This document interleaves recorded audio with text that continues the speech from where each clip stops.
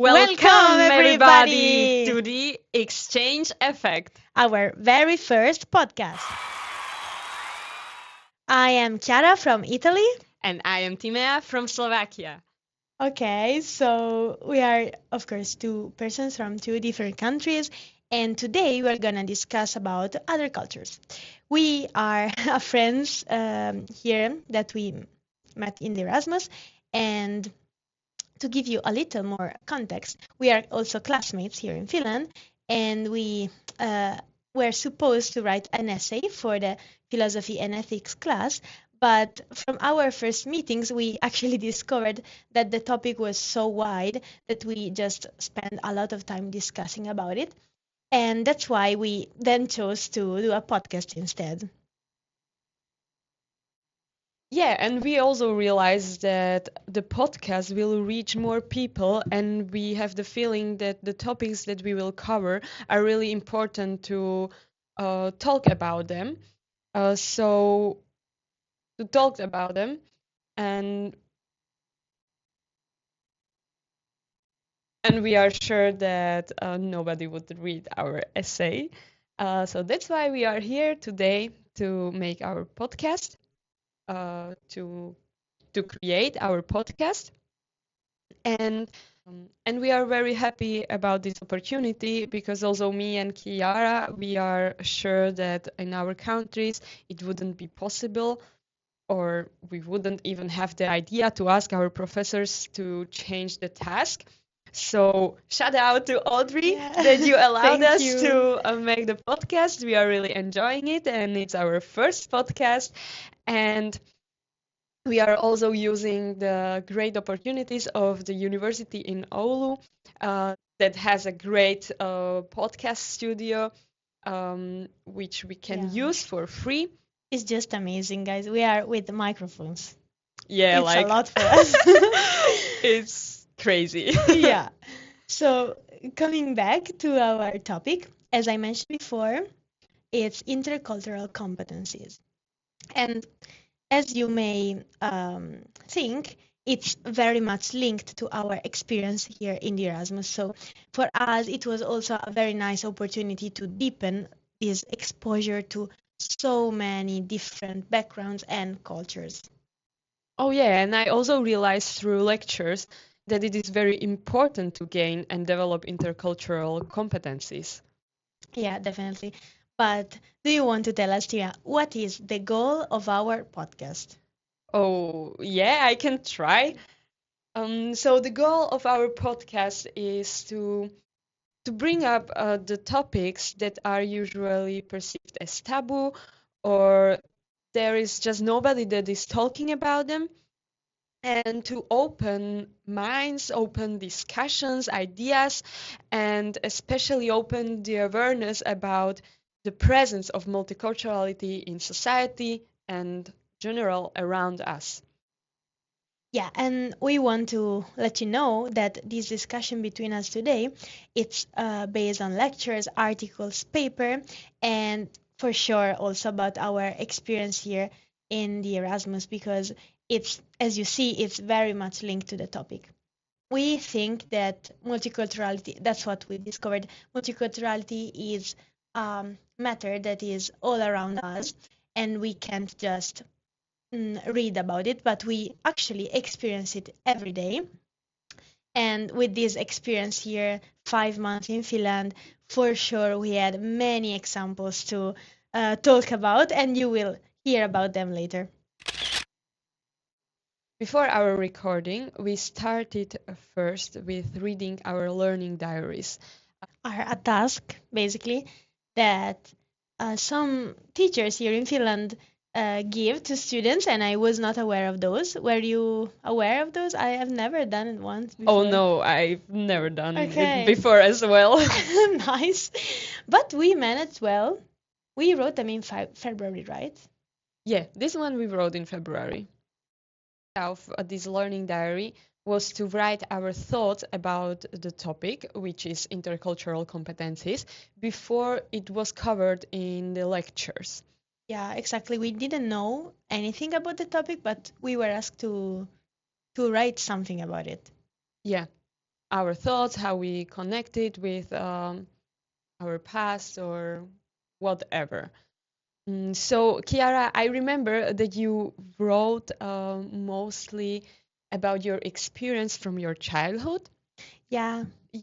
You have some relative in Sweden, and you described how you come across with interculturality already as a child because you went for a visit to Sweden and so on. So you were exposed to interculturality or like different cultures already since you are a little child. And I really like how you describe the interculturality in your learning diaries, that it means that every culture has a value, and even the differences between the cultures are very valuable.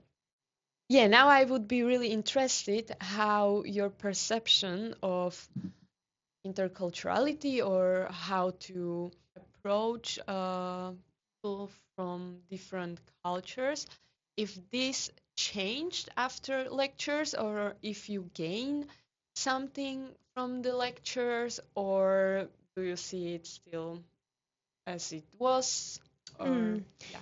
Yeah. So thank you for the question. And I think my perception hasn't changed so much, but definitely I realized I'm much more aware of the intercultural contact that I have daily. And even if I don't realize it, culture is just inside of all of us and it's very much rooted in society. And actually, the the thing you mentioned before about my childhood and my Swedish relatives, um, I think I'm realizing it now how much that had an influence in my life. Because since I was a kid, I was aware that not all the people in the world talked the same language, or that not every Swedish girl had blonde hair. And for me, that was astonishing at first, and I just made this information inside me. So I didn't think about that for a long time, and instead coming here in Finland and taking many courses, I had to reflect on what in what culture interculture is for me. And yeah, that's why I wrote a lot about my childhood and my um, we can say Swedish experience. But I also wanted to ask about your learning diaries, Timea, because I remembered you made an example about Roma people, and you, as I read, you are really aware of your kind of biases that you had already when you were in Slovakia, and that's why I wanted to ask, did you, I don't know, recognize something else? Did you realize that you were influenced in other areas of your life or about other cultures? Did your culture influence your vision of the world also in other areas and not just about Roma people? Like, did you discover something else with lectures? Yeah, that's actually a very good question. Thank you for that. And unfortunately, yes, I discovered even more how biased thoughts I have. And previously, I thought that I'm very open to other cultures and nationalities. Like I never thought that I have some racist thoughts or Like a close-minded yes, views, right? yes, Okay. exactly. But here, because in Erasmus, like I'm meeting so many different people, like from different countries, nationalities, continents, and so on, Mhm.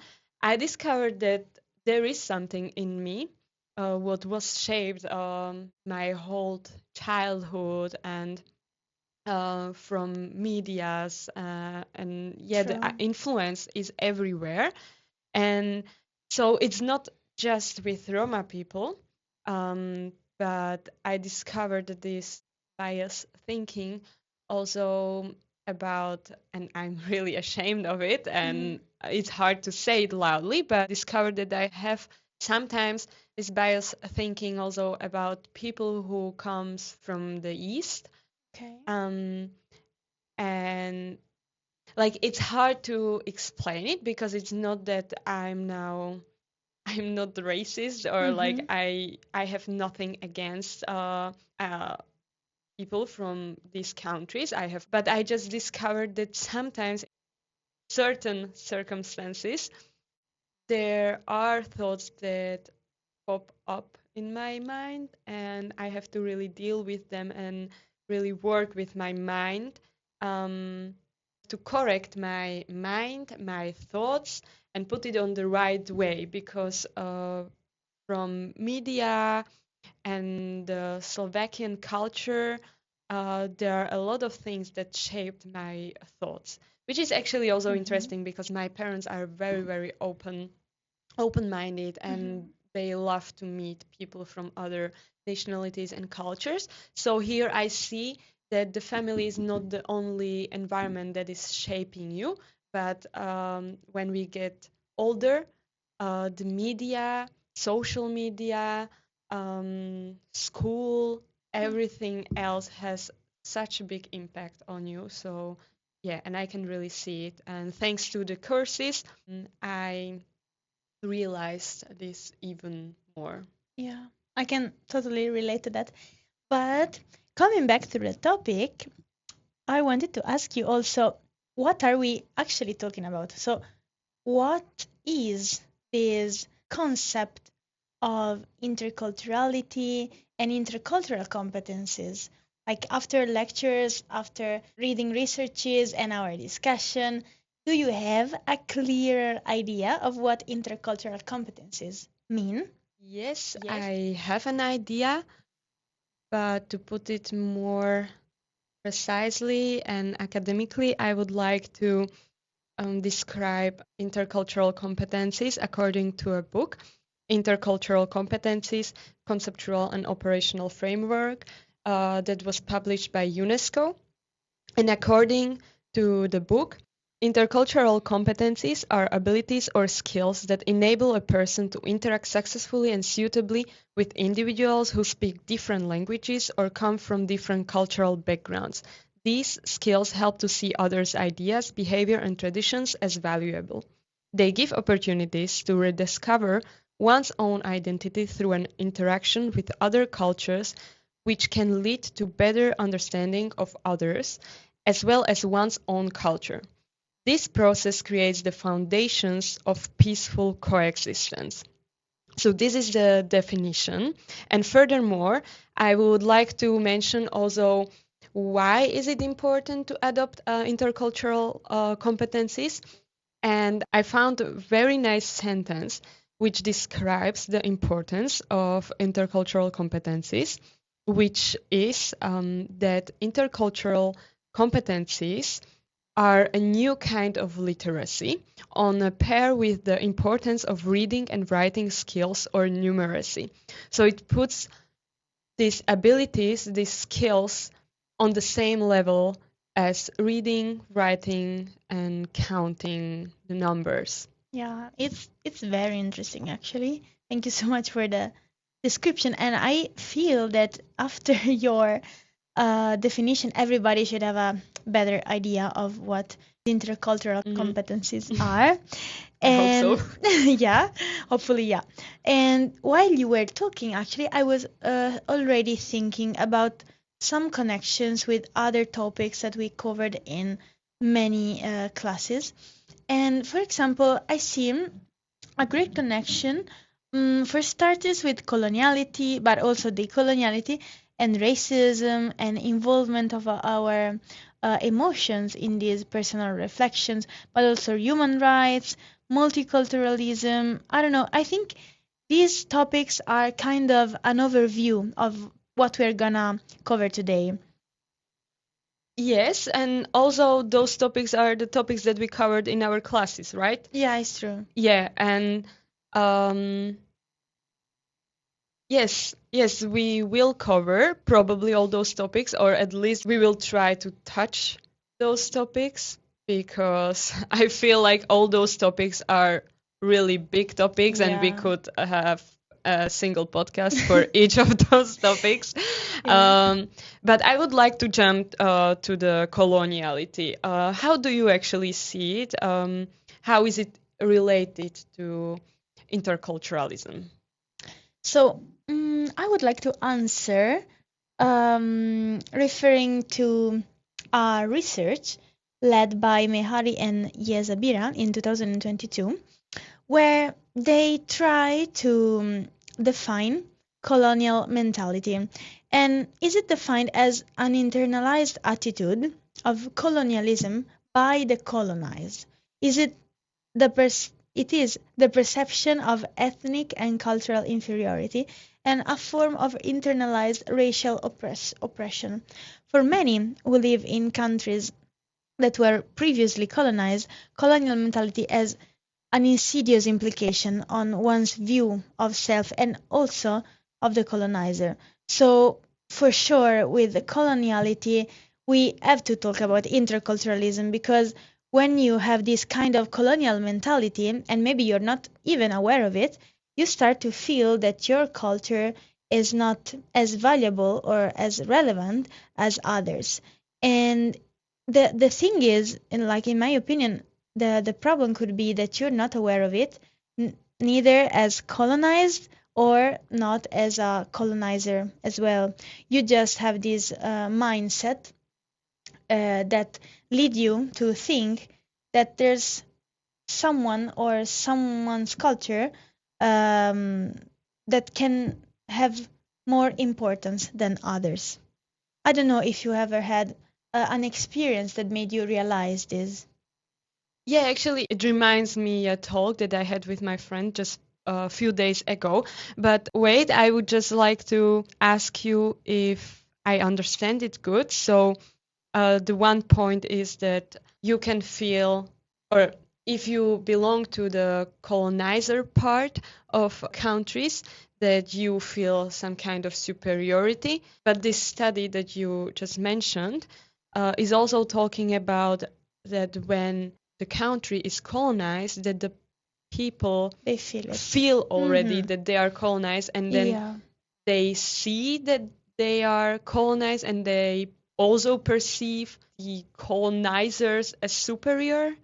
Yeah, like Hmm. the study shows that in many cases the colonized people um, had this mentality, this perception that their culture was already inferior, Hmm. like Hmm. without any proof of it, but it Hmm. was just a mindset that Hmm. was into them because of the history, the background, and all that happened. It just shaped the mindset of the society that lived in some years. So Hmm. that's what they are showing. This colonial mentality, it's dangerous and it's harmful, especially for the colonized because they don't have the power maybe to react to it because they are just used to it. They're used Hmm. to see Hmm. that their culture is just inferior. Hmm. um, yeah, that's the point that they are Hmm. making. Thank you. Now I have it clearer in my mind, and now I see that the discussion that I had with my friend is really related because I wasn't really sure. But yes, I had actually a talk with my friend a few days ago, and she's actually originally from Morocco. And she told me that currently the situation in Morocco is, and also in other French-speaking countries in Africa, that they are starting to replace French language with English in schools. And firstly, I didn't understand like why they should replace it. It's actually nice when some countries have also French language, but she explained me that it is actually the point that you are mentioning, that they have so strong rooted in their culture that France colonized them in beginning of 20th century, that they see French language as the most important one. And however, the change is coming, and they are starting to teach English more, or they are implementing English language as the first or second language, I'm not sure now. And like it or not, English is approved as the international language, and not because English speaking countries are trying to colonize the whole world with the English language or so, but yeah, it is just the international language, and probably those countries are starting to realizing that they need to learn the international language first, also for their future, like having the easier future and so Yeah. on. Yeah, I think you're describing the decolonizational process in Mm-hmm. a sense of the country is realizing that the French language was bonding too much, still too much to another country, to France, which colonized them. But yeah, it's definitely, I think, a good news that they're trying to open up the students' skills and abilities also to other languages. And it's definitely an interesting example that you're bringing here. But what also comes to my mind is that we can see clearly from these friends' experience that colonization is a very influential matter in daily life, like at school as well.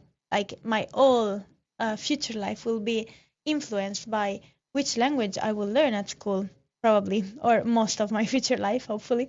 Yeah, so it's not just about politics and it's not away from citizens, it's linked to daily life of everybody.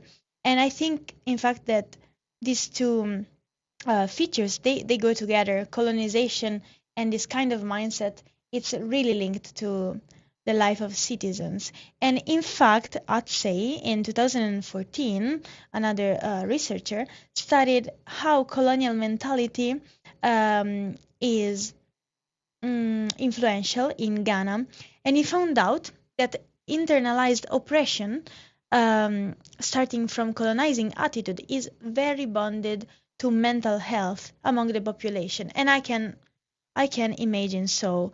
I mean, it's it refers about how you perceive yourself, how you perceive your society, your population, your fellow citizens. So I can totally understand this point of view, this angle, and I'm glad that Atsei pointed it out with a research. Mm-hmm. And also, I think another angle to consider comes to the research of Mehari and Yeabsira, the first that I mentioned earlier, and they analyze the way in which colonial powers historically position themselves to be just observers, saviors, kind of heroes, I would say, of wayward societies.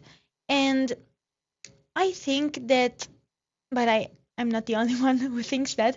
The idea is that they carry the vision of this heroism Mm-hmm. by this attitude. Mm-hmm. So, building on this idea, um, do you know what the white savior industrial complex is? Are you aware of this term? Because I discovered it reading this paper. Actually, not really. Like I'm hearing now the first time from you this term. So go on. Okay. Okay, I will try to explain it.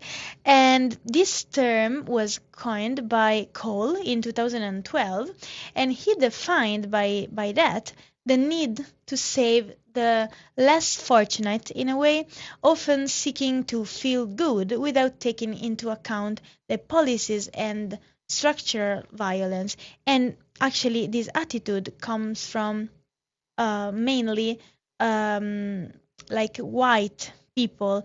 It's called white saviorism, and it's described by Cole as an indication, a clear indication of a colonial attitude. So before we were referring to a colonial mentality that it's belonging to the colonized, but the white savior industrial complex is actually about the kind of colonizers. So even if they don't have like violent thoughts or dangerous thoughts about other cultures, but they don't realize that their attitude to be the saviors, to be the heroes of these people, it's actually another time a colonizing attitude because they think they are in a position to save them. And it's actually, again, think yourself and your culture as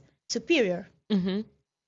So I think still today can be really relevant, and we can see it around us. Definitely. What do you think about that? Yeah, definitely. Like it's really interesting to hear it, like you explain it, like in this full picture of how colonization is really present. And the fact that the colonial behavior is still present in the 21st century actually really disappoints me. And unfortunately, it is true. And you are totally right about the importance of talking about it. And unfortunately, it is true that it is still present and should talk more about it. It is really important to bring up those topics.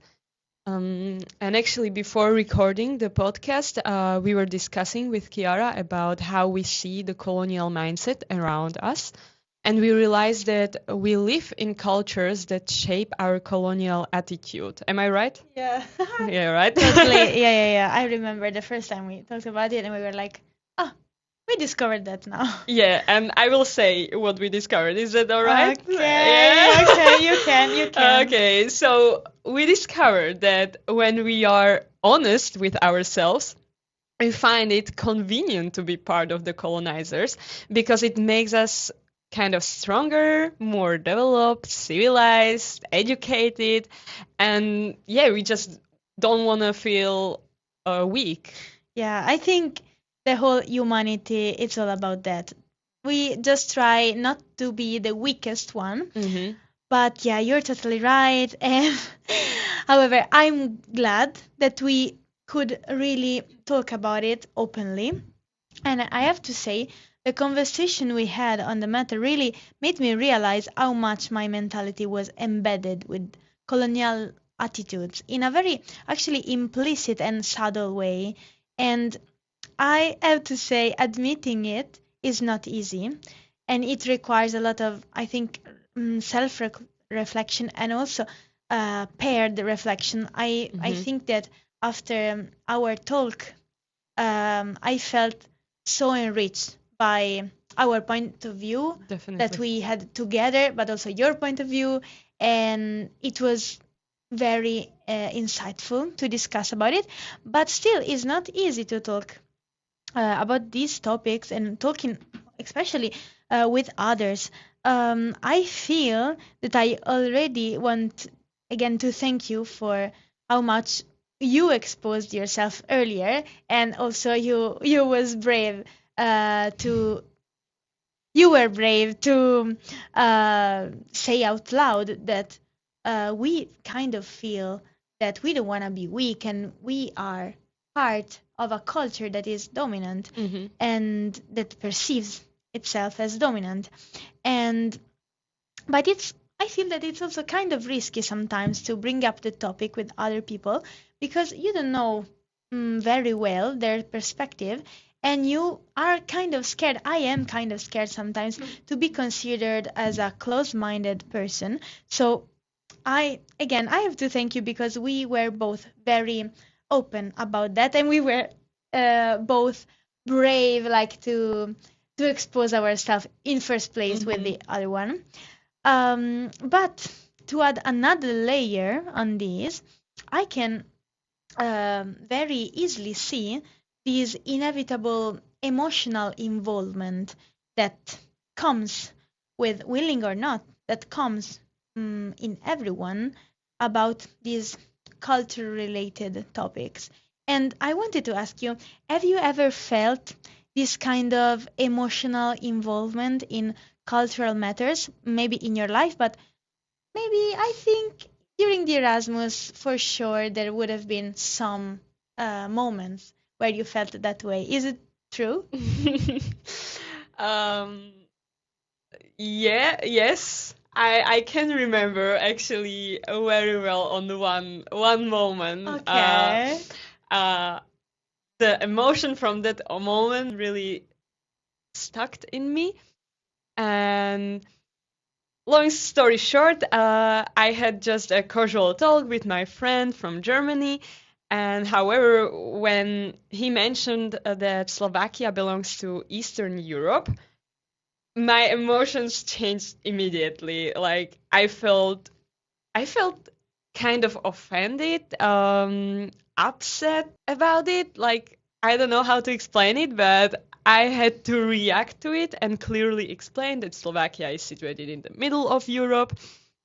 And later, then when we discussed about these topics, when we were preparing our podcast, Yeah. yeah, I actually realized why I was upset or why this change of emotions came into me. And it was because it is really deeply rooted in me that the label Eastern means less developed, less educated, or weaker.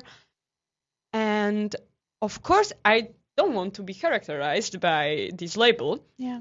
So after this, I realized that it triggers me to be labeled as inferior, and of Yeah. course that I want to belong to the superior side, like how you mentioned, like Yeah, totally. everybody wants to feel kind of In the strong. good part, in the Yes, superior exactly. part, yeah. Yeah, not to be weak and so on. So it means that everybody wants to be actually the colonialist Yeah. because we don't want to be on the side of the weakest. Yeah. And yeah, I think maybe it is all a matter of power. Like to to be part of a culture and a country that rules instead of being ruled. So maybe the power is the key here in a way. But now I also wanted to ask, seeing that you're very open about the topic, I want to ask you, is your perception changed? So I have to admit, I also thought that Slovakia was was for sure in Eastern Europe. But I want to know now, after the discussion with your friend from Germany, the discussion with me, the lectures, um, what do you think about that? Like, you still think that Slovakia is in Eastern Europe? You think that we have the close-minded idea here, or how do you feel about the topic after this month? like if we are Eastern or Western Europe. Yeah, I wanna hear it from you. No, All I'm right, kidding. so put it right. Okay. No, like geographically, if you look on the map, we are in the middle, and or I could say that the part of Slovakia is in the middle, and then maybe rest of Slovakia starts to be in the east, but actually Yeah. we are not like Yeah. Eastern Europe. Yeah. So this is like the geographical point of view, and Yeah, if I and would, yeah. no, I remember just it's interesting because the first time we talked about it, you were like, yeah, in school they teach us that we are the heart of Oh Europe. yeah. This is so interesting. Yeah, because when you look on the map, actually Yeah. we are the heart of the Europe. But You are the it was heart. funny because my friend from Austria, she told me that they are learning this as well about Austria. Oh my God. So now we Everybody is have the two heart. hearts of the Europe. Yeah, and we learn we are the boot of Europe. Okay, that makes sense. That Yeah, makes I sense. mean, the shape is not questionable, but okay, that is so interesting. Yeah. And But sorry, I just wanted to say that if I would look on the characteristic, if we are Eastern or Western, from the perspective like how I feel now after my realization, if somebody would tell me again that, oh, you are from the Eastern Europe, yeah, mm, like honestly, it still triggers me because I think it's hard to change something that is really strongly rooted in you from the childhood. So it still triggers me, but now I can analyze the emotion, the thing why it triggers me, and it's easier to handle it, or I can much easier take this information, or like when somebody uh, is talking about Slovakia as the Eastern Europe, then yeah, I can work on myself. I know that it's like problem in me, or like the problem that I don't want to feel weak or as colonized. And actually, it's also a great thing for a discussion. Like, uh, until now, I wasn't brave to bring this up with people who are like saying that Slovakia is the Eastern Europe. But yeah, in the future, I can use it also as a great topic for a discussion and so Yeah, on. I think it will be very interesting to talk about it with your like friends or family in Slovakia and be Hmm. like, all the other people in Europe perceive us as Eastern Europeans. Yeah. That would be definitely a great discussion to hear. So if you want to make a podcast about it, you can record it. We can add episodes to So that. the podcast Why the Slovakia belongs to the middle of Yeah, Europe. exactly. Yeah, that is very interesting. Thank you so much. And yeah, I I found actually an article about this kind of emotions that you are talking about, Hmm.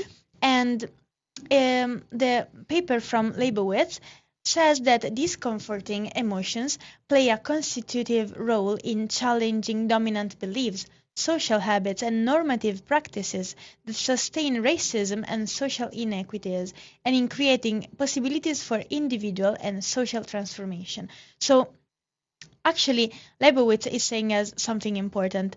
The emotions that we feel as humans are crucial for us because they challenge these kind of biases that we have as it happened to you, but it's starting from these emotions that we create possibilities to social transformation and also individual transformation, as you mentioned before. So you said whenever Hmm. it will happen again to discuss about the position of Slovakia, you are already aware of your position, of your emotions that could arise from it, Hmm. from the topic, and you can then work on yourself and try also to bring up a discussion. And then I think there Hmm. will be the social transformation with open discussions about it. And actually, it reminds me why we chose to do the Hmm. podcast. And I really feel that we are trying to have a good discussion here. Yeah. Um, yeah, and also I wanna add more Hmm. on this kind of empathy that should be present when you are talking with someone from another country. And there's this term named the reconciliation empathy, and it's about participating in shared and reflective engagement with others' emotional life. So it's kind of realizing that the other is like me and has some shaped perspective by his or her culture. And by recognizing this feature of different backgrounds, it's kind of an invitation of a new relationship. So, despite the troubled knowledge, despite this kind of biased knowledge that everybody has for sure, you'll try to build another kind of relationship by understanding each other and recognizing the knowledge of each other. But it starts from emotions, and this is very interesting to me. So I wanna make an example. It's Hmm. kind of that you and your friend from Germany, you should have recognized in a way that both of you had already some prejudices kind of or stereotypes about the position of country and about Mm-hmm. what is Western and what is Eastern European. And then from the emotions that could arise from the discussion, you should have built another relation, another kind of perspective, a joint perspective, the two of you. So I think that's so insightful from this paper that like it gives us a very how can I say a very practical way to work on ourselves and with others. So recognizing this knowledge, accepting others kind of knowledge that can be very different from ours, and then tolerate also these kind of ambivalence paradoxes that for sure there will be. Yeah, and Mm-hmm. the paper that I'm mentioning will be for sure found in the podcast description, but I want to know what you think about that. I think actually that your practical suggestions are very enriching and useful. Um, I want to really use them in the future also when I will again come across with somebody in a discussion about, for example, that Slovakia is the Eastern Europe or whatever, any kind of other discussion. Um, I want to be really open about it to talk, and I would like to give the opportunity to me and also to another person to reshape our thoughts. And yeah, I think actually that your practical suggestions are very enriching, and I would love to use your ideas. Probably I would have to listen to it again because now I can't even Yeah, like nice. remember everything what you said, but it was really so interesting to hear your ideas and insights. Thank you. And now I would love to hear from you actually, if you had ever experienced where emotions were involved in a situation with people from different cultural backgrounds. Yeah, actually, it happened to me, and I'm a little ashamed to talk about it as well. But now we are Don't open, you be. know. No, I Don't be. won't. I will talk about it. And maybe you also remember because you were present. I don't know. I will Ooh. mention the episode, and then you will tell me if you remembered it. So it was when we met a girl few months ago, and she had a dark skin tone. And the first thing I asked her was if she could speak Finnish. And like we were in a social context, so we were the only one who couldn't speak Finnish, but I just assumed in a way that she couldn't as well as us. And she, in fact, she giggled at me and she replied, "Of course I can Oh speak yeah, Finnish." I You know, remember. remember? Yeah, I mean, it was horrible to me, but like after I reflected on it, I felt really, really embarrassed, and I still feel embarrassed now. And I try to understand then why I felt so embarrassed. And after reflection, alone, but also with you discussing, I think it's probably because I connect these kind of question that I asked her.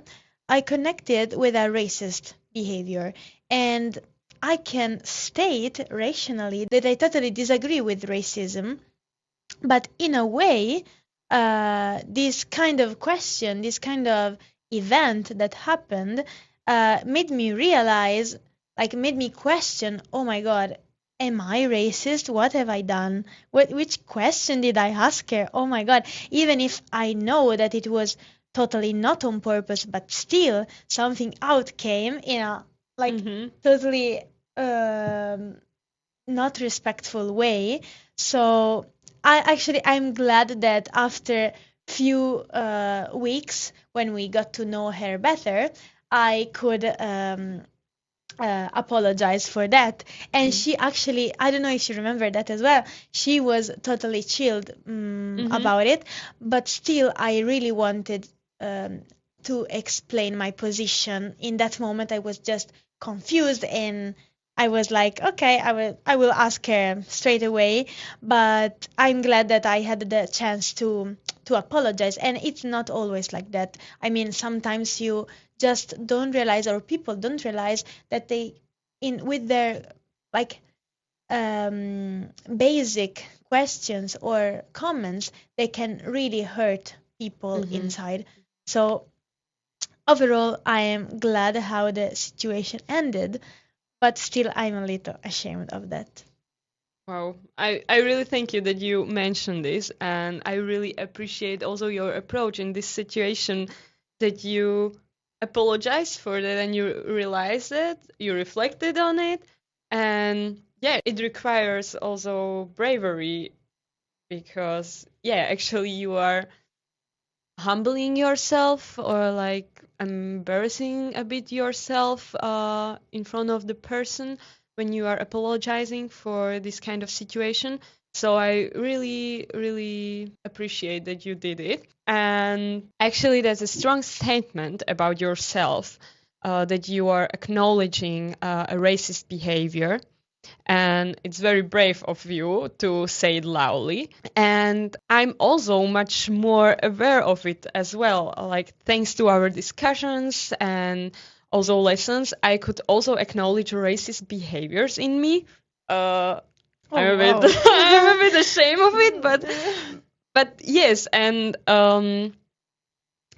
back in the days, I wouldn't call it as racist because it would challenge my identity. Oh, true. Yeah. Yeah, but what I'm realizing now is that nowadays we describe racism as something that you are or you are not. So it's actually like the part of the identity.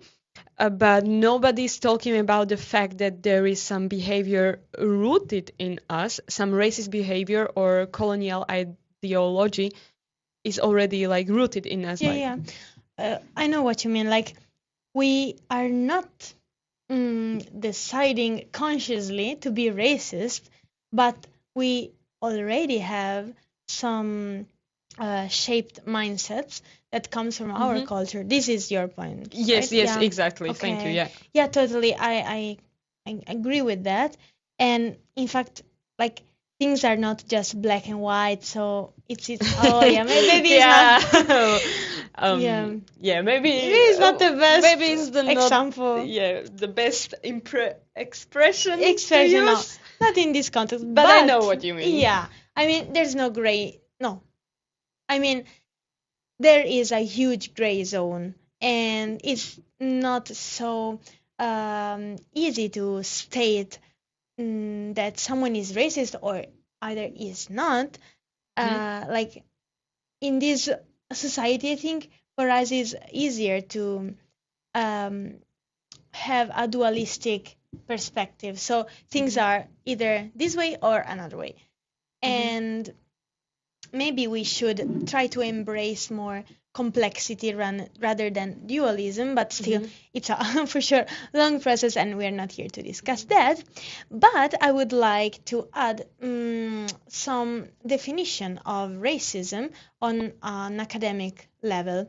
And according to the American sociologist William Wilson, racism is the ideology of racial domination, in which the presumed biological or cultural superiority of one or more racial groups is used to justify or prescribe the inferior treatment or social position of the racial groups.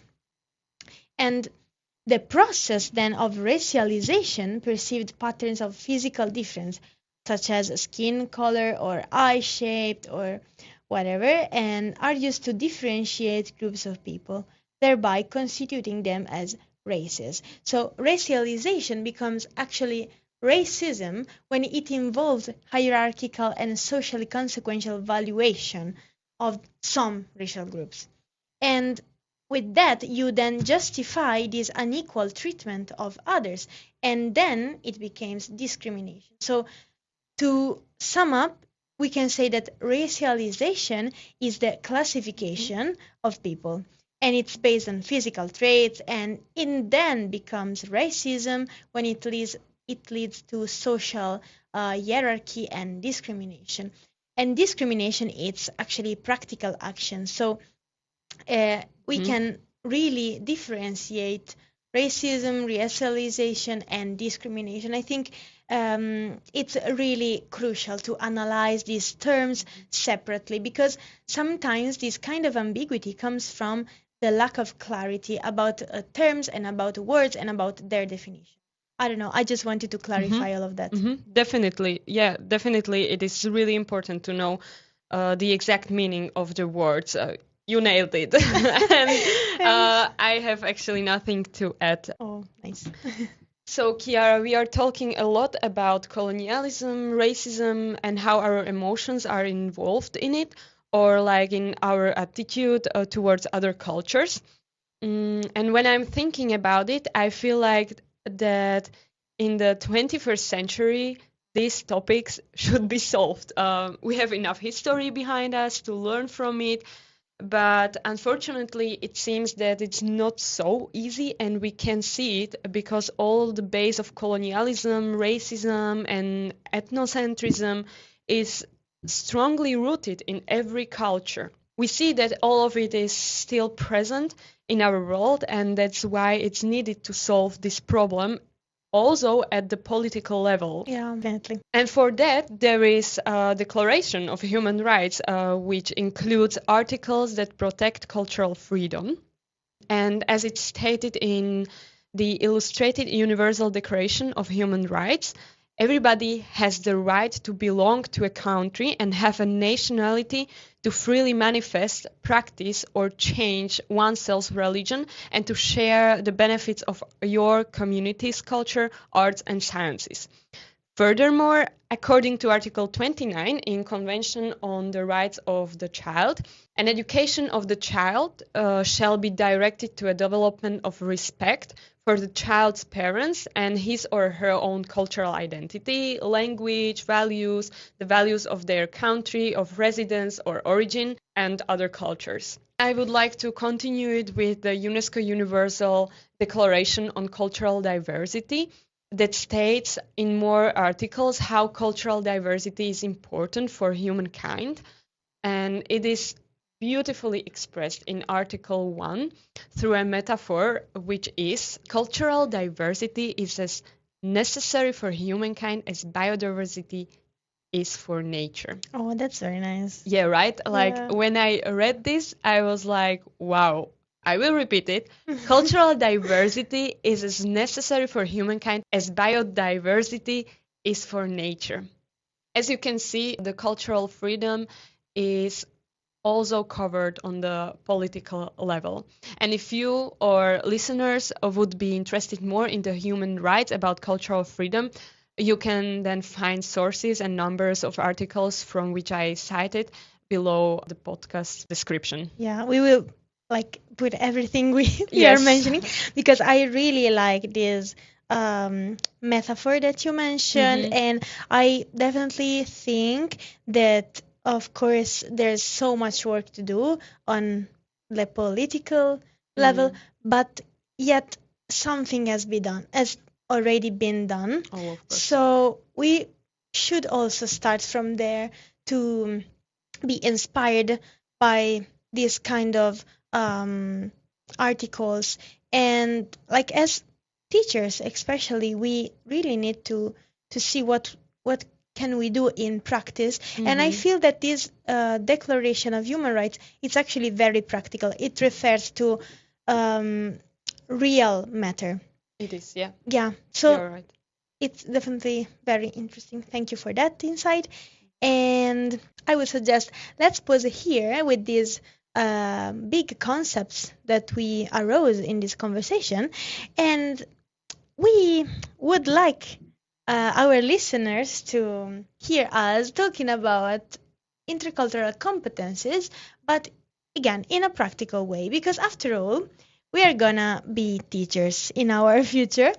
And I was thinking, Timea, in the beginning, you mentioned that intercultural competencies are like abilities, skills, and the definition you gave actually evokes something that has to be, in a way, mastered, especially if we consider again that we will work in schools and in classrooms. Yes, definitely. I agree with you. But I would be interested to see your point of view on this, like why you feel that it's important for teachers to master the intercultural competencies. So, of course, it's a difficult question to answer, but I think it's because I consider a classroom a space in which children are kind of exposed to several cultures in one room or in one building, we can say in school.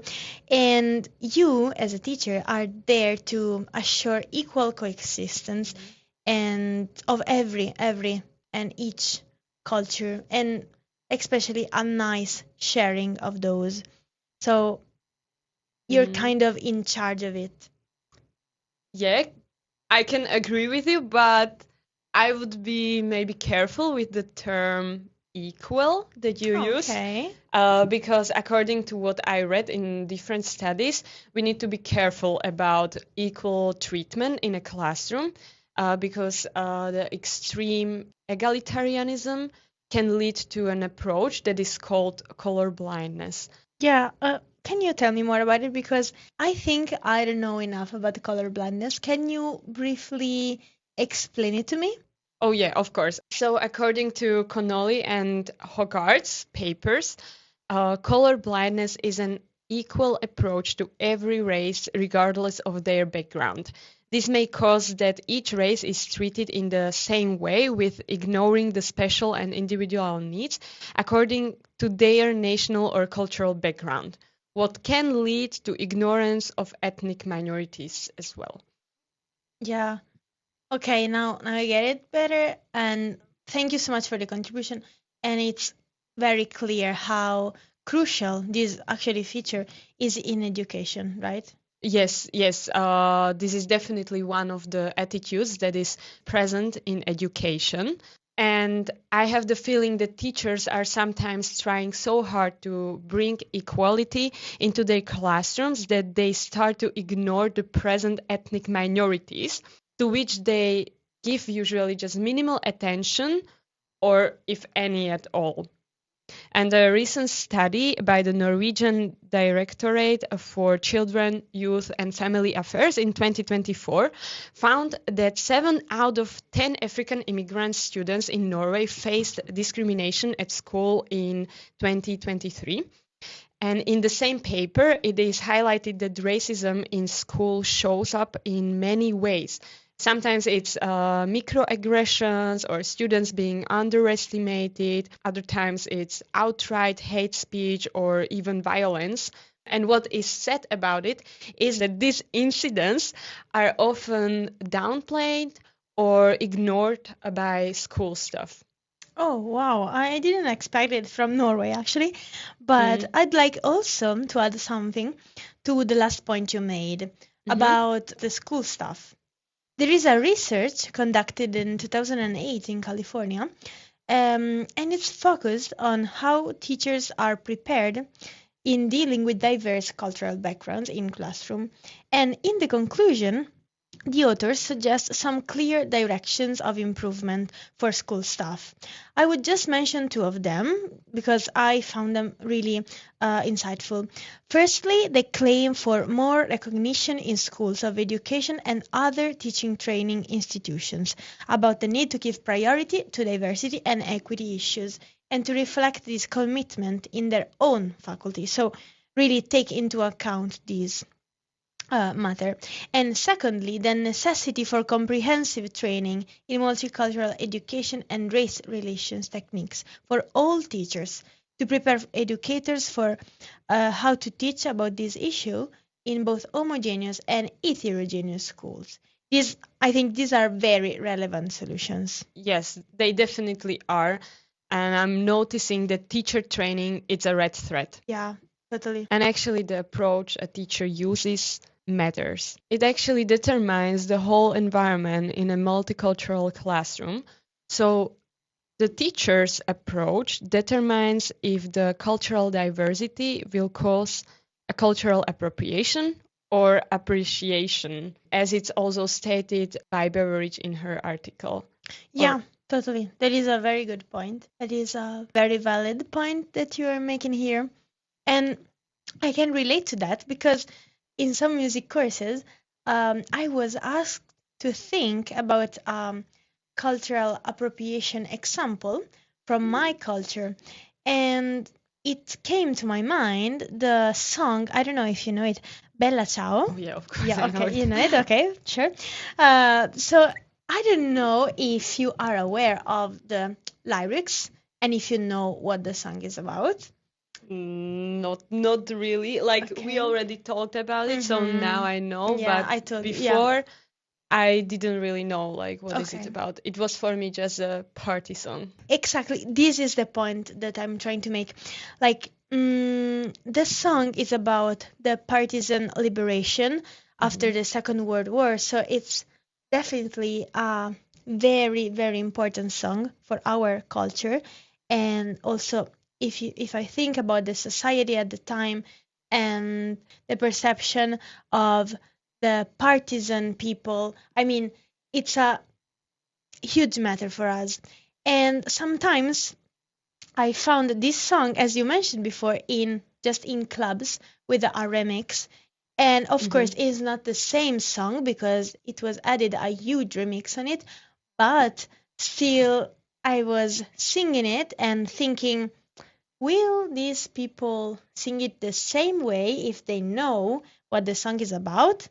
And maybe also, what should I do like me as an Italian that I understand and know the meaning of it? Should I dance and sing it or what should I do? I was confused. There was inside me like a huge dilemma, a huge Hmm. question mark. So I wanted to understand why was I triggered or am I triggered by it? Because I am. Yeah, it really makes sense why you are triggered by it. And like before, I didn't know, and before you didn't tell me what is the song about, I was also just perceiving the song as a party song. But I can really say that after I had the opportunity to understand what is the song about, I think I won't be able to dance on it anymore in some party or like singing it in the partying kind of way because yeah, it is really the cultural appropriation. The song was wrote for total different reason, and now it's just misused for partying and like celebrating and so on. So Yeah. it makes really sense why you are triggered by it, and Yeah. yeah. Maybe because the meaning is totally erased by it and is Hmm. just transferred it in another context that Hmm. has nothing to do with it. But yeah, it's a it's a huge topic for sure. But I Yeah. read an article about it, and I was interested because the author provides some leading questions that I believe are really useful to make a purposeful self-reflection for teachers on the matter of course, cultural appropriation. And Hmm. if you don't mind, I will share some of those for our listeners because I think they are actually useful for everybody. Of course, please Okay. go on. I'm Okay, curious now. nice. So the questions are, what culture are we teaching and why? Is it relevant to teach that? And if not, how can we make it relevant? What cultural symbols are we teaching? What are the meanings behind these symbols? I think that if a teacher feels some triggers talking about some topics, can always ask himself these questions. And of course, there won't be one single answer for it, but he can start a self reflection about it. And it's also a first step to make the classroom environment more fair. Yes, sure. Thank you for those questions. I think they are really useful. And of course, they are not easy to answer. But I see them as useful for building a culturally responsive classroom. Yeah, totally, totally. And now, actually, you are mentioning a complex concept. Can you add more on what features a culturally responsive class should have? But because I'm not so smart, I will use the definition given by Beveridge. And the definition is that a culturally responsive classroom is one that will purposefully navigate cultural issues, including appropriation, in order to make students feel they are in a safe and welcome environment. And additionally, according to Eden's opinion, the cultural competencies are vital for an educational setting.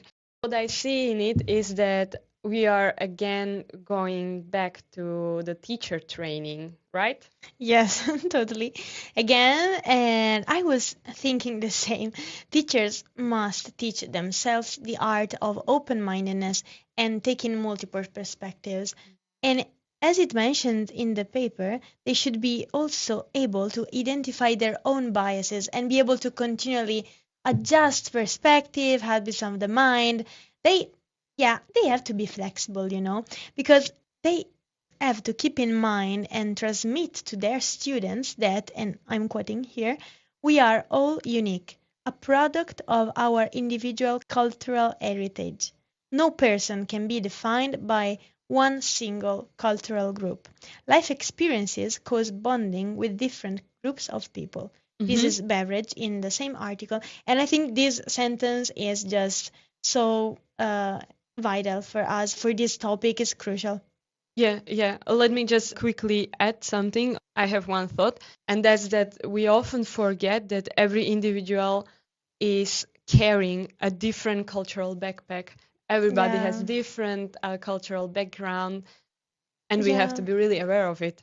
yeah, true. And the backpack metaphor makes me think that the backpack is actually in the back. So sometimes we are not aware of what's Yes. in our backpack, and it's like it's just not visible for us, and that's why it's so difficult for everybody to recognize it and to take into account maybe. And hmm teachers as humans, if they are settled in a environment full of other humans, each one with his cultural background, so each one with his own backpack, will for sure encounter some difficulties, some doubts, some dilemmas, or better, ethical dilemmas. Because definitely acting as a virtuous person is not easy. It's not easy to do every time the right choice, of course, and you sometimes you can neither tell what is the fair action to make. It's very difficult to say. Yes, it is, and it's kind of also a burden for me when I realize that as a teacher, I will have to make those decisions. And we covered now a lot of topics, and it seems like there is a lot of knowledge that we need to be aware of it in our future career as teachers.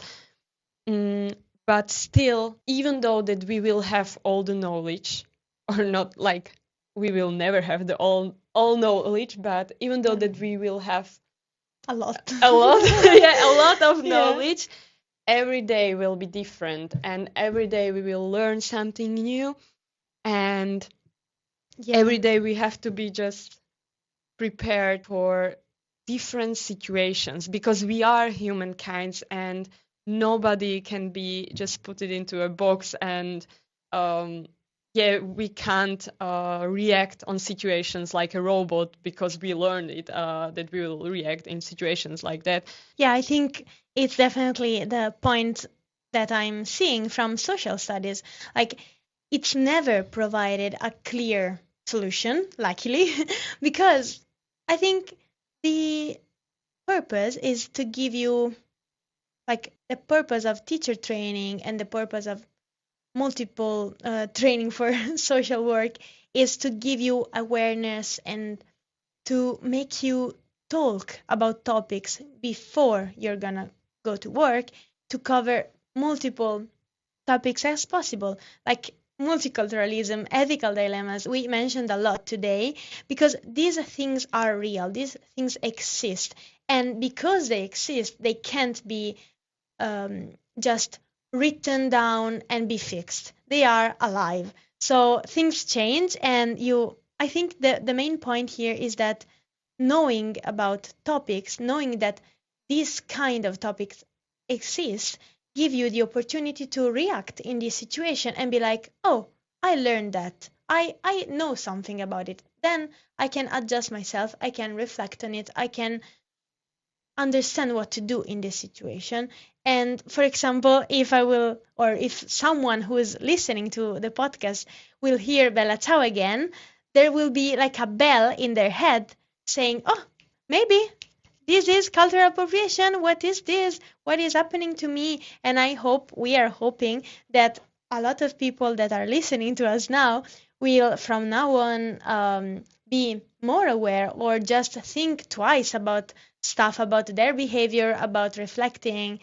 Yeah, so that I think that is the whole meaning on it. Just discussing about. Yes, yes, like you are really saying a very important point here, and exactly, that's what is it about. Like now with all our knowledge, we are prepared. Maybe we hope so that we are Will. prepared, or we will be prepared. No, we know that we have to be aware of different things around us, and we know that there are a lot of situations happening in everyday lives that we should reflect on them, or maybe also make some little researches on them. And how you mentioned it with the Bella Ciao song, I hope that it will be not only with this song, but anywhere, when I will be anywhere and I will hear a song that I don't understand, it's actually my responsibility to make a research about the song and get to know what is it about and to know what is the background of the song, and then I can create somehow a new knowledge about it, and to know if I'm now misusing a song or if there is something that I can appreciate about the song. You're mentioning a very good point to me. Mm-hmm. That is, it's my responsibility. This sentence that you said, I'm gonna quote you on your same podcast. You're Thank you. yeah. I think, yeah, like the point again, it's responsibility. And if you are aware of something, then you can be ready to take responsibility towards it. And Mm-hmm. actually, all of the last reflection that we made me think about a word, which is sentinella. I don't know the translation of it. Maybe we should look it up, right? Yes, I can't help you with Okay. the Italian word, Yeah, so okay. let's look it up. We are back. We looked it up, and it seems that in the other languages there's not a clear translation of it. Mm-hmm. Also in Slovakian. No, there is also in English. Like it's Yeah, not so precise, the yeah, like translation. sentinel. If there are some English speakers, okay, yeah. So with the Italian speakers, the word is sentinella, and it's kind of how can I explain it? It's a work, we can say. Sentinelle are these people who have the duty to be ready, to be aware, to look out, to perceive before the group, a group of other people. Because in the origin, this kind of role was for military use. So sentinelle were just the soldiers that needed to watch out for the others in the base camp. But then with the years, the meaning changed, and now this word is used for some people who are more aware of something, who are somehow always awakened and prepared to perceive and to be ready to act. And I don't know, it feels to me that we are trying to make this point for our audience. So teachers need to be like sentinelle. So need to be aware and ready not to just use some feature that they learned in a theoretical way, but they always have to adjust to the context and to the cultural background of everybody who is in the classroom. So I think it sums up really well the last minutes of our discussion. I really like this about languages, that sometimes some languages are just much broader, or like the meaning of words can have much broader meaning. And it's so beautiful that there is a Italian word that sums up all the work that teachers should practice. So from now on, I will remember me when I will go to the That's very classroom, like nice. Timea be sentinella, sentinella. Yeah, it's perfect. Good. I definitely agree with you. It's so beautiful that every language has its own meaning and shades. So nice. So, yeah, we are in the conclusion, I guess. All right, I think that we covered what we wanted, or maybe also Yeah. not. Like, I feel that we could lead never-ending conversations about all of those topics. Yeah, sure, sure.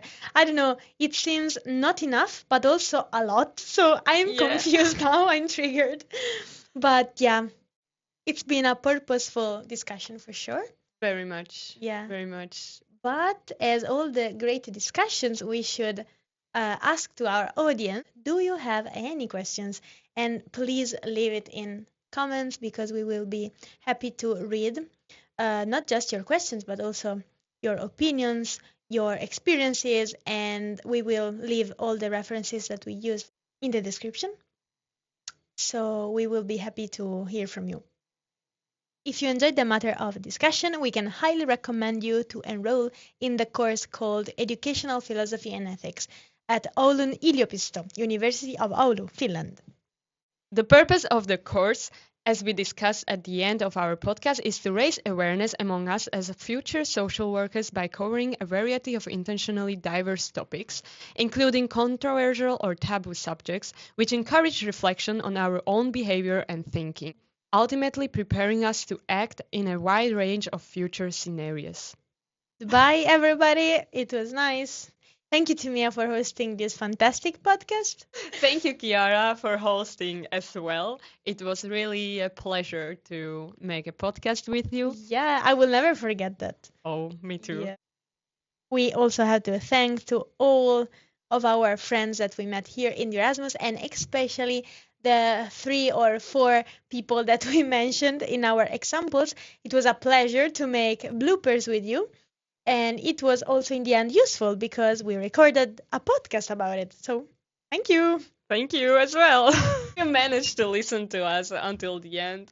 You are really good. And we are really sorry for our English. Yes, for our English first, for our talkativeness second, and if you are still listening to our jibber jabber, you can leave a smiley in the comments. Bye bye. Bye. We're gonna go around and send it to everybody and be like, we recorded a podcast. Yes. It will be so nice.